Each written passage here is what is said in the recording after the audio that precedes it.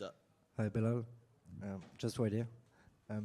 Just a quick question. Is your shirt a reference to the fight of Leon against Kamaru? It's written bully because you let him bully him? I don't know. It wasn't, but now it is, Okay. right? Yeah, my nickname's Bully B. I do see myself as a bully. I bully all these guys in the cage, so we're going to keep doing it. And more seriously, have you something in mind for Saturday nights? Like a clear way to win? Like something precise? Yeah, I'm going to knock him out. I'm going to go in there. I'm going to show that I'm the best boxer in the welterweight division. I'm the best fighter in the welterweight division, and I'm going to show my dominance again. You think your boxing is underrated today?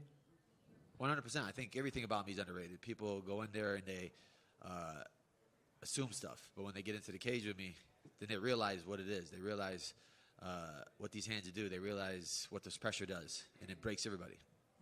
Thank you very much, Belal. Well, over here, other side, right here. You know, I'm just curious, how's camp been for this one? Because this is your first, fight week as reigning champion. Charles Radke, he was in here, and you were peaking at the same time with him. Juliana's got her fight. Yair had his fight last month, and he's just saying, seeing all these high-level fighters like in the gym at the same time is just kind of extra motivation for him to keep up. So I guess, was it like for you to just be, reigning champion here for your first fight week as reigning champion? I mean, I didn't look at it as like I'm the reigning champion. I looked at it as, bro, your next fight is your toughest fight. It's your hardest fight. But like you said, our team, we're like a small family. So when one of us win, we all win. And we're riding high right now. We had a huge win with Ignacio Bahamondes, then Yair, and then being in the camp with my brother Charlie. We're all pushing each other. We all want to see each other grow, want to see each other get better. And that's what I love about our team. Like, there's no egos. There's nothing there. Like, we all want to see each other succeed. They're all here with me now. That energy is just different. It feels good. And my mentality is I got to work harder than the last fight. This version I am today is better than the version I was yesterday.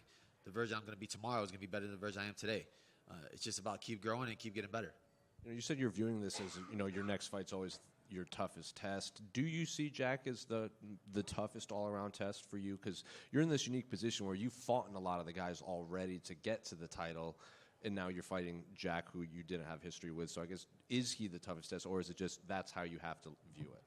No, you have to look at it like that, Ray. I never look past anybody. I never, underestimate anybody. So your next fight is always your toughest fight. I'm fighting the best boxer in the UFC. I'm fighting the best wrestler. I'm fighting the best grappler. So I got to train like I'm fighting all those guys. I got to train like I'm fighting RoboCop. That's my mentality every single fight. And then after the fight, it'll be like, all right, well, that was easy. So it's okay. Well, we'll see who's next. You said, I'm not going to shoot for a takedown. I want to show off my Canelo boxing. Jack did an interview, and he said, well, I think I could get him on the feet and the ground. I'm just the better MMA fighter all around. So this fight seems unique compared to your last one where it was kind of back and forth, bad blood, and the two of you just kind of seem to be trash talking over skill set rather than like personal issues. So I guess how do you view just Jack's skill set as a whole compared to, past guys? Yeah, obviously he's a good striker. He's got a long streak going. I think he got heart. He doesn't give up. He showed his last fight with a broken arm. He still pushed through. But the difference is he's never fought anybody like me. He's never seen somebody like me. There's levels to, like, pressure. There's levels to experience. And I've been in there, like you said, with everybody. I had to take the long road to get here. He got a shortcut. He got a shortcut to the top. And it's nothing against him, right? You take whatever comes your way, but I think that's going to hurt him because when he's in there and, stuff doesn't start going his way and he's looking for his coaches to tell him something, his coaches, or trying to look to the past and think of what he did to adjust, there's not going to be no adjustments. Whatever he adjusts, I'm going to adjust better, and I'm going to break him. I know you've been asked this 1,000 times, so I'm not going to ask again, but is it strange that a lot of fans are viewing this fight as kind of the linchpin to two weight classes, like welterweight and lightweight? After Saturday, they can start booking a lot of fights. Is it like every interview it seems to do, that seems to be one of the prevailing questions, like, oh, what about Islam? What about Ilya? What about Shavkat? What about middleweight? So is it get annoying after a while so close to a fight? Yeah, 100%, right? But for me, it doesn't matter. Like I told all these guys, book your fights right now because I'm not leaving Saturday without the belt. And what do you make of Usman's, he's saying, like, if you guys are backstage together, you might need extra security after the issues you guys have had. Who? Kamaru Usman. The former champion on a 3-fight losing streak. I would have to be afraid of that guy with no knees and no cartilage and a big head. Man, I think I'll be fine. And what have you made of Ian? We saw you and Ian's son have a little, fun thing where he interviewed you. And what do you make of Ian's, weighing in as the backup in a possible next opponent? I mean, I think he's doing all the right stuff, right? He took that short notice fight against a guy with a lot of hype, and he won convincingly. I think for him to step up as a backup 2 weeks later, he's talking the loudest right now, especially in a division where if Shavkat's hurt, there's not a clear number one contender, and the loudest guy in the room is going to get the call. So I think he's doing the right stuff. I think you better hope that Jack shows up, because if he does have to step in at short notice, it's going to be a bad night. Belal, we've recently seen pictures of Hunter Campbell over in Dagestan talking to Islam, Habib in Dubai and stuff. And it seems like the vibe is they're waiting to see if you win or lose, right, if he moves up or doesn't. Is there a chance that they've made a decision to move up and challenge you without speaking to you internally? I know you guys are friends and stuff. No, I don't think they would do that. I talk to Habib all the time. He even messaged me the other day. So, like I said, them guys are so big about loyalty, and I'm the same way. What's the issue with you and Craig Jones going on at the moment? It seems to be a bit of back and forth online. He's talking, right? He's a character. It's always fun again. I love guys when there's a little bit of trash talk, right? When there's a little bit of build-up. Jack's not a really big talker, so let's put Craig in the press conference. I'm sure he would love to do that, brother. And then lastly, I just saw a video online. Colby Covington hid your food at the PI. I don't know if you're aware of that or if you even care, but curious what you think about Colby still throwing shots at you at this point. He hid my food. I'm not even in Vegas. That's how much of a moron he is. I don't know what he's doing. These guys are like YouTubers now. Kamaru's a podcaster. Kobe's a YouTuber. They need to do a podcast together, the biggest losers. And last one, speaking of that podcast, do you think there's a reason they haven't put it out yet? Or do you think they may be holding it in case he gets a title shot? Or is there a reason why? Did he come off worse is basically what I'm asking. No, if you're a grown man and you start crying on a podcast, and it's your podcast, and you start tearing up, why would you want to put it out there? Unless there's like a really good editor that's going to try to clear it up. But I don't think they got that much money. Belal? Right here. Ball right over here. Other side. Yeah. So what does a win mean here for you and your legacy, especially with GSP, who will be in the audience, especially in arguably his hometown? It would be huge, right? Another guy with a double-digit winning streak, and to win in Montreal in front of GSP, right? To go to the welterweight division. He's on everybody's Mount Rushmore. A guy that I looked up to, I always watched when I was younger, that you always try to be like and mimic. And just the way he did it, right? He didn't use trash talk. He didn't use any like antics to get to the top. He just used hard work, and he won every single fight, dominant. And that's what I'm trying to chase, right? That's always my next goal is to. You have to have a goal when you're a fighter, right? My first goal was the gold. Now my next goal is the GOAT. So I'm chasing him, and to be chasing him and starting here in Montreal and in front of him is going to be great. One final one for me. How has Montreal been the past couple of days? It's been amazing, man. Every single person in here, every interaction we've had with people has been great. You can just tell it's going to be great energy at the fights. The weather's been great. So excited for it, man. I just need to get some Montreal food. Well, right here. On one of the embedded episodes, Jack said he's going to beat you, and then it's retirement time, buddy, I think was his quote. For him to kind of, it's one thing to want to win the fight, all that, but for him to, I guess, have flashes of saying he wants to end your career, does that add anything extra for you? No, I just think he's not really good at trash talk, so he's like trying to get like phrases and stuff from like Craig Jones or something like that, but I'm not even close to being at the end. And if he thinks it's going to be that, it's going to be a long night for him. I think I'm going to go in there, I'm going to break him.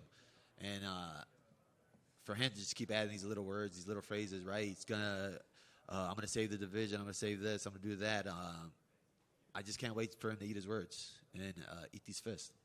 And when he says, or I know you had said before the last fight, and I think it was a little bit taken out of context, the idea of maybe if you didn't beat Leon, that would have been the end for you. Do you think that's maybe in people's heads still somewhere, thinking like, once Belal loses, he's gonna move on?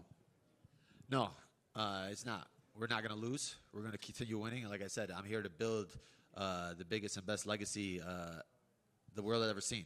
And I started young. I started late, right? I started at 23 years old. My body feels good. This is the strongest I ever felt, the best I ever felt. We still got 10 more years in us. So when Jack gets to, 38, then maybe I'll give him another rematch. And I know it had taken you a while to get to the spot, and I'm sure you probably wish this was your second or third title defense before the injury happened. So, like, when you get through this fight the way you want to, are you wanting to make a quick turnaround and maybe defend the belt again 1 or 2 times this year? Yeah, 100%. Like, I love to stay active. I love to push it. And like I said, we're a small team. So right after this fight, we're back in the camp. Nacho's fighting Fiziev. So I got to get back to work. So I got to make quick, light work of Jack and come out uninjured and then start throwing kicks at Nacho. What have you heard about where Shavkat is at right now? Because, we haven't heard too much about his health. He's not, I don't think, going to be here this week. Do you feel like he's going to be healthy enough to fight on your timeline after this? Or are you maybe going to look at Brady or Buckley if he wins or one of those guys? Yeah, no, I mean, I haven't heard anything. I haven't been looking for anything. I just been, like, fully concentrated. My target's on Jack. After I beat Jack, finish Jack, then I can start looking at these next guys. But my mindset, we're locked in right now. Belal, right here. Right here, brother. One here, yeah. International agents. I know you mentioned them yesterday. Refer the international agents. Usually, a rock star when they get on stage, they get to introduce their crew. Could you tell us, because they've been with you forever, what these gentlemen do for you and who they are? Oh, I appreciate you, brother. Yeah, obviously head coach. That's the man at the helm, Mike Valley. I think the best coach in the world that doesn't get the credit that he deserves. He got 2 world champions, and we're just a small gym in Chicago. We're the only gym in the world with 2 world champions. That's my brother right there, Louis Taylor. Been with me since the beginning, since high school. I wouldn't be a fighter if I never met him, didn't get with him, and we've been on this journey together from the start. So that's to win the belt with him and to see him win his belt at PFL and come here and watch me win my belt should be a Netflix series. And obviously my brother Nacho, my main man, my main sparring partner, my main training partner, my brother. I'll do anything for him. And literally I get better and I get hungrier every single day, every time I train with him. Yeah, Belal, just one. Where do you rate your ability to kind of talk trash and get under people's skin, right? Because initially, we saw Leon Edwards kind of playing it off. He said, "Oh, it's just Belal, isn't it?" And then we saw what happened. And then recently in his last fight, you got Sean Brady in the post fight giving you a shout out, being like, "What up, Belal? We got Leon out of there. Like, thanks for getting under his skin and not even being here," type thing. So where do you rate your ability right now? I'm the best, man. None of these guys can compete with me in the trash talk. That's what I want. I need a worthy adversary, somebody that's going to try to build it up and talk. But it's just all fun to me, right? Like you said, now they're all trying to be friendly with me because they're like, man, I don't want to talk trash to him because he's going to embarrass us. So let's just keep it friendly until we get to fight night. Blow right here. You talked about taking the long road to get here. You've also in the past talked about, the journey is not complete until you're considered the best welterweight to ever do that. So what does that look like to you? Is it chasing GSP's records? Is it quality of competition? Like, how do you measure what's going to make you the best welterweight? I think quality of competition, right? When you look at the guys I have in my resume, they're some of the best to ever do it. So now these young up-and-comers that have these long streaks. So I end some of these streaks. I take some of their O's. And I think it's just inevitably going to happen where they're going to talk about it, right? Where GSP is like 10 in a row or title defenses in a row. We're chasing that. We could reach that, but I think I'll be good enough with my resume where you'll be like, he's right next to him. He competing with him. Like they were always talking about Kamaru and him. There's not going to be no talk after I'm done. It's just going to be me and GSP. That's it. There's going to be nobody else in the conversation. And just one more. I mean, there are fighters who will say that you're not the champion until you defend the title. So do you have that mindset, or do you not pay attention to that? No, I'm the champion. I won it. I earned it. But for me, it's we're not defending the belt. We're fighting for the belt again. That's always my mindset. I'm not coming in here, as the guy that's being hunted. I'm the hunter. I want Jack's record. I want Jack's streak. I want Jack's soul. Thank you. Belal, right here, over here. In your career, obviously, as has been said many times today, you've taken the long road to get to the top of the mountain. Is there any particular moment that you can pinpoint in your rise up to become champion where, something changed and you got yourself to an elite level status? Yeah, I think after beating Wonder Boy, he was one of the guys that, you always watched. He fought for the title twice, and I was so nervous to fight him. And I've seen a couple of camps with like Anthony Pettis and Woodley in there, and it was like they're like, man, he's nothing like these guys. He's nothing like this. So going in there and dominating him like that like showed me that I belong with the elite, and I'm good enough to be the champion. Obviously, Ian Gary is the stand-in opponent if anything happens. You've kind of somewhat poured cold water over him being the next challenger. Normally, when we do see someone coming in as a backup fighter, they do get the next shot. How do you feel about that whole situation? No, I didn't pour cold water over. I said he's the one talking the loudest, right? I think when you're looking at the guys in the division, he had a big win over Pratis. Brady had a big win for Leon. Shavkat has a win over Ian. And then you got Kamaru and Buckley about to fight right now. So there's a lot of movement that's going to be happening. And like you said, Ian's waiting up as a backup. He stepped up on short notice. So, I mean, if the UFC calls, we're answering no matter what, who it is. Thank you. Well, just one more. I know you made the Canelo hands quote a couple months ago before he had just fought this last weekend, and obviously there was a very low output from him. Are you still promising the Canelo hands, or do you want to amend the quote a little bit now? Well, it wasn't his fault. It was his opponent's fault. He was just moving. He was trying to survive, right? And it's hard to do like that. Jack's not going to do that. I think Jack's going to step in front. And when he stands there in front, he's going to get hurt. Just curious, who do you have in the Usman and Buckley fight? Usman and Buckley? I got Buckley. I think Buckley's riding high right now. He has a long streak. Usman's been out for 2 years. And when you're out for 2 years, it's hard to come back.